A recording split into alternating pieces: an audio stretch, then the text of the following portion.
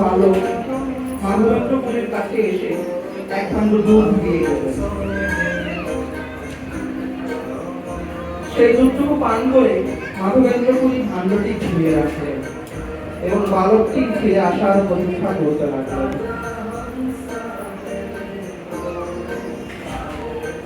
অনেকক্ষণ পার হয়ে যাওয়ার পর তিনি বসে বসে হরে কৃষ্ণ মহামন্ত্র জপ করতে লাগলেন।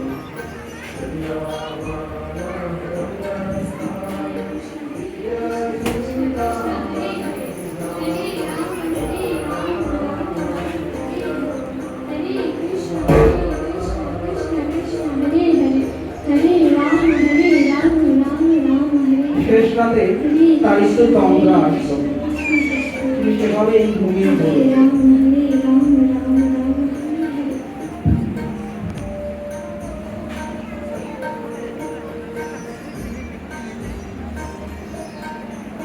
তখন স্বপ্নে সেই বালকটি আসলো।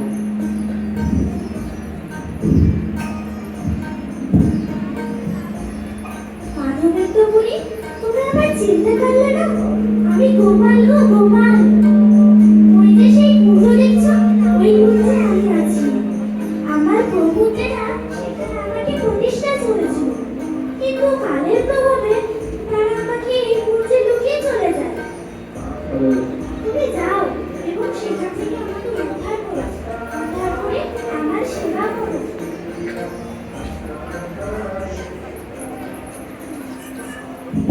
গোপাল গোপাল এসেছিল আমার সত্যি।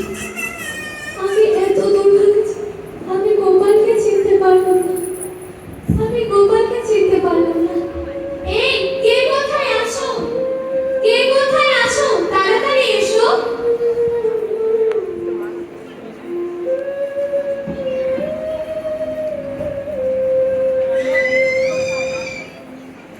তোমাদের এই গ্রামে ওই কুঞ্জে ঈশ্বর গোবর্ধনধারী গোপাল রয়েছে।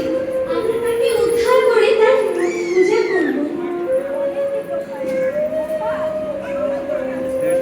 হ্যাঁ, গোপাল ওইখানে রয়েছে, সে আমাকে স্বপ্নে আদেশ করেছে।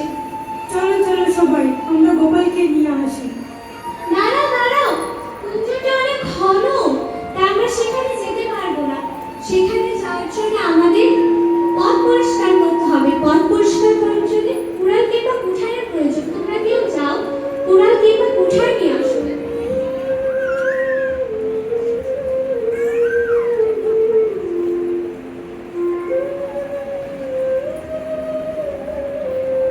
চলো এখন আমরা কুঞ্জের দিকে যাত্রা করি।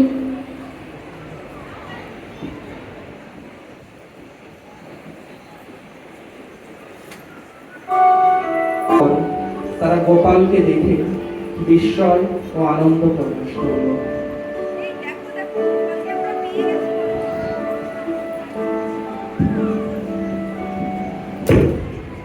দেখো দেখো, আমরা মনে হয় গোপালকে পেয়ে গেছি।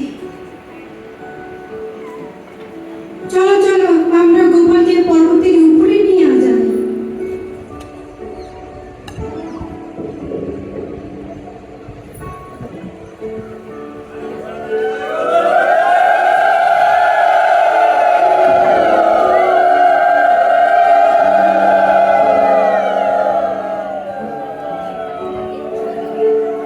তখন কয়েকজন বলশালী লোক এসে গোপালকে পর্বতের উপর নিয়ে গেল এবং একটি পাথরের সিংহাসনে গোপালকে স্থাপন করা হলো।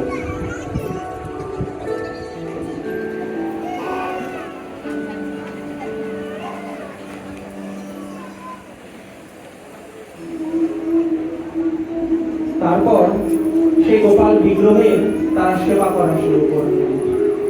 গোপালের মহা অভিষেক করা হলো, শৃঙ্গার আরতি করা হলো,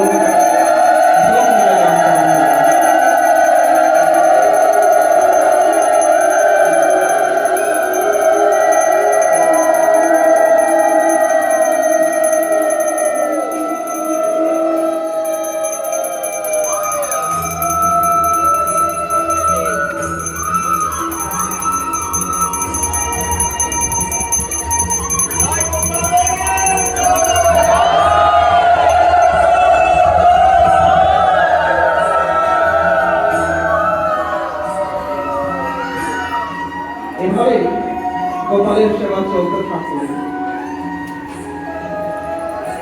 মাধবেন্দ্র পুরী এভাবে প্রতিনিয়ত সেবা করতেন এবং সেখানেই গোপালের চরণে আশ্রয় করে নিদ্রা যেতেন।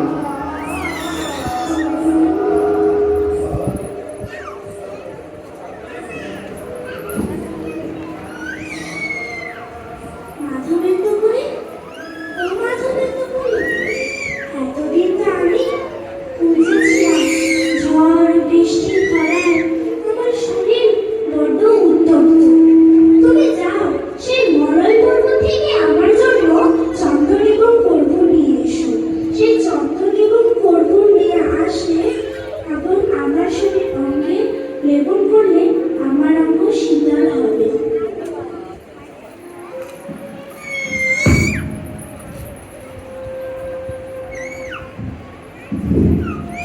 গোপাল, গোপাল আবার এসেছিল আমার সঙ্গে।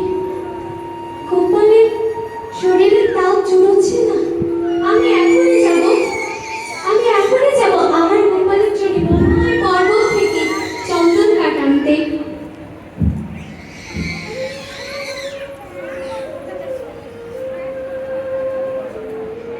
এভাবেই গোপালের আদেশ পেয়ে মাধবেন্দ্র পুরী গোপীনাথের জন্য মলয় পর্বত থেকে চন্দন আনতে গেলেন। পথে মধ্যে তিনি রেগুনাতে এসে গোপীনাথকে দর্শন করলেন এবং গোপীনাথকে প্রণাম করলেন।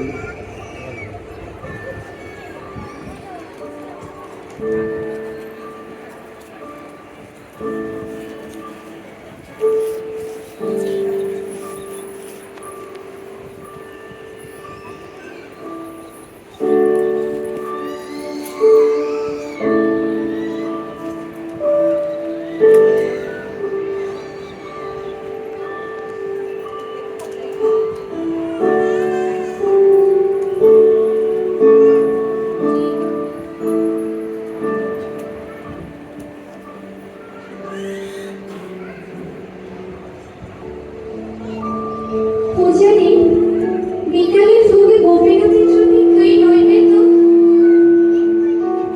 কি নৈবেদ্য প্রজ্ঞা আছে তা যদি আমি জানতে পারতাম, তাহলে সেই রকমই নৈবেদ্য আমি আমার গোপালের জন্য তৈরি করে দিতে পারতাম। আমি একটা কাজ করতে পারি, যদি পূজারি ভোগ দিয়ে ফিরে আসে তাহলে আমি তাকে জিজ্ঞাসা করব, হে ব্রাহ্মণদেব, আপনি স্বয়ং গোপীনাথের সেবক, আপনি চরণে আমার প্রণাম। আমাকে কিছু জিজ্ঞাসা করবে? হ্যাঁ ব্রাহ্মণদেব, আমার একটি জিজ্ঞাসা ছিল। হ্যাঁ, বলুন বলুন। আপনি বৈকালিক ভোগে গোপীনাথকে কি ভোগ লাগাচ্ছেন? ও, গোপালের ভোগে গোপীনাথকে ক্ষীর অর্পণ করেছে। যেহেতু তার স্বাদ অমৃতের মতন, তার নাম অমৃত কেনা। এরকম ক্ষীর এই দুনিয়াতে কোথাও পাওয়া যায় না। ধন্যবাদ ব্রাহ্মণদেব। এত সুস্বাদু ক্ষীর, ইস, আমি তো অযাচিত বৃত্তি পালন করি। কেউ যদি অযাচিত ভাবে এসে আমাকে সামান্য ক্ষীর দিয়ে যেত, তাহলে আমি সেই ক্ষীরের স্বাদ মতন আমার গোপালের জন্য সেই রকমই ক্ষীর তৈরি করে দিতে পারতাম। হায়, এ আমি কি করলাম?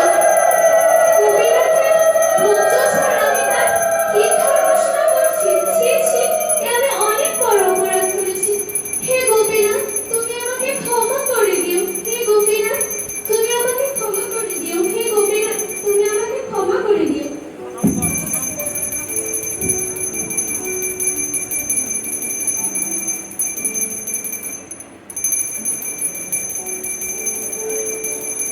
গোপীনাথ তার ভক্তের মনের অভিলাষ জানেন, তাই তিনি নিজে এক ভাণ্ড ক্ষীর লুকিয়ে তার ভক্ত মাধবেন্দ্র পুরীর জন্য রেখে, আর বাকি ভাণ্ডগুলো পূজারী ভগবানের ভোগ থেকে প্রসাদ হিসেবে নিয়ে এসে ভক্তদের মাঝে বিতরণ করেন।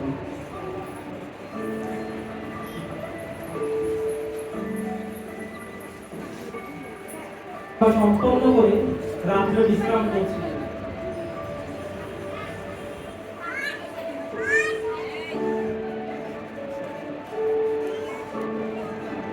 সেই পূজারীর বিশ্রামরত অবস্থায় স্বয়ং গোপীনাথ তার স্বপ্নে এসে তাকে নির্দেশ প্রদান করল। পূজারি, আরে ও পূজারি, ওঠো, মন্দিরের দ্বার খোলো। আমি আমার প্রিয় ভক্ত মাধবেন্দ্র পুরীর জন্য স্বয়ং ক্ষীর লুকিয়ে রেখেছি। তুমি যাও, আমার ডান পাশে গিয়ে দেখো সেই ক্ষীর আছে। সেই ক্ষীর তুমি তাড়াতাড়ি আমার ভক্তকে দিয়ে এসো। যাও।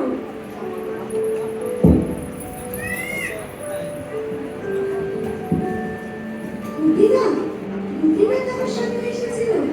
আমি অবশ্যই সেই ক্ষীর তাকে দেব। তখন পূজারী গিয়ে গোপীনাথের মন্দিরের দ্বার খুললেন এবং খুলে তিনি দেখলেন সত্যি সত্যি গোপীনাথ তার ভক্তের জন্য ক্ষীর চুরি করে রেখেছেন। কোথায় সে ক্ষীর? কোথায়?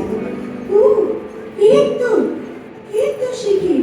আমি যাই, এখনই মাধবেন্দ্র পুরীকে দিয়ে আসি।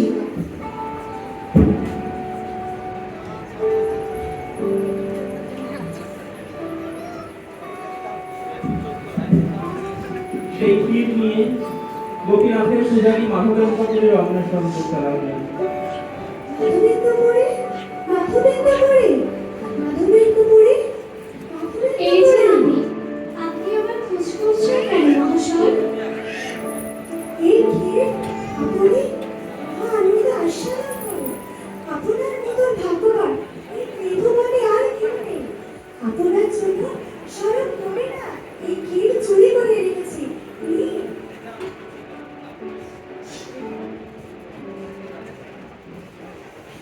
গোপীনাথ, গোপীনাথ আমার জন্য ক্ষীর রেখেছে।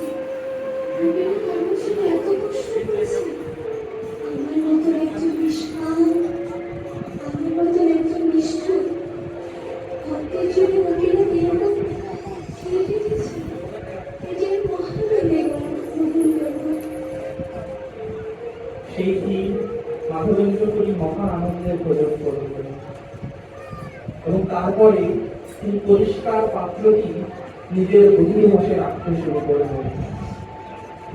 গোপীনাথ আমার জন্য অনেক কষ্ট করে রেখেছে। তাই আমি এই পাত্রে এক একটি ফলের প্রত্যেকদিন সেবন করব।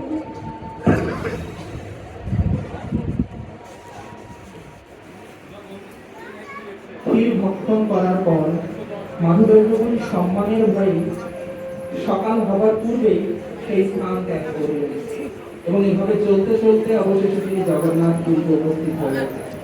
সেখানে জগন্নাথ দেবকে দর্শন করে তিনি ভগবত প্রেমে বিহ্বল হলেন। মাধবেন্দ্র পুরী সেখানকার সমস্ত সেবকদের এবং সমস্ত মহান মহান ভক্তদের গোপাল যে চন্দন কাঠ চেয়েছেন তা বললেন। তিনি উচ্চপদস্থ রাজ কর্মচারীদের সাথে তাদের সাক্ষাৎ করে কর্পূর ও চন্দন সংগ্রহ করে গ্রহণ করলেন। চন্দন বহন করার জন্য একজন সেবক ও ব্রাহ্মণ দেওয়া হয়েছিল এবং তাকে পথে খরচ দেওয়া হয়েছে। মাধবেন্দ্র পুরী তখন সেই চন্দন ও কর্পূর নিয়ে পুনরায় সেই গোপীনাথের কাছে রেমনা মন্দিরে এসে রাত্রিতে অবস্থান করলেন।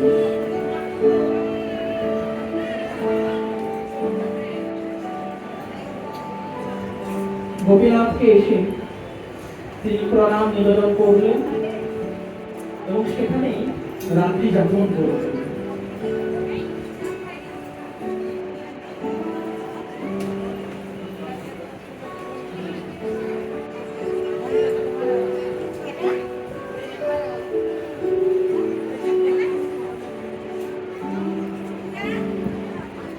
গোপীনাথ নিদ্রারত মাধবেন্দ্র পুরী নিদ্রারত অবস্থায় সেই গোপাল তার সামনে আবার আসলেন এবং তাকে নির্দেশ প্রদান করলেন।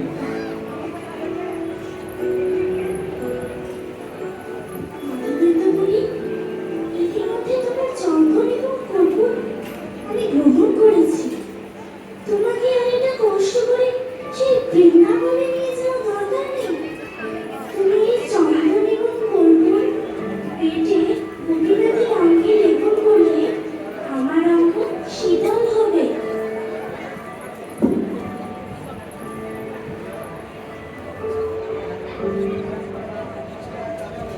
আদেশ পেয়ে দীর্ঘাভঙ্গে মাধবেন্দ্রপুরী মন্দিরে গিয়ে শহীদদের সঙ্গে কথা বলল।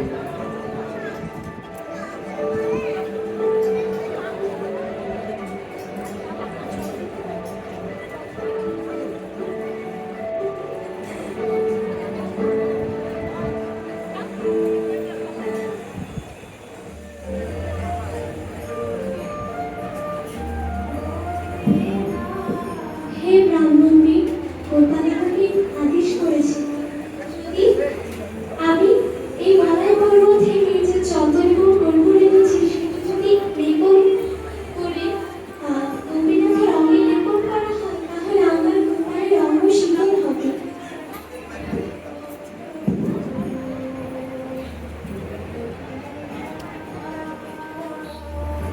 এভাবে পূজারী এবং মাধবেন্দ্রপুরী মহা আনন্দে গোপীনাথের অঙ্গে চন্দন লেপন করলেন। আর তখন থেকে এই চন্দন যাত্রা মহোৎসব আরম্ভ হল। জয় জগন্নাথ।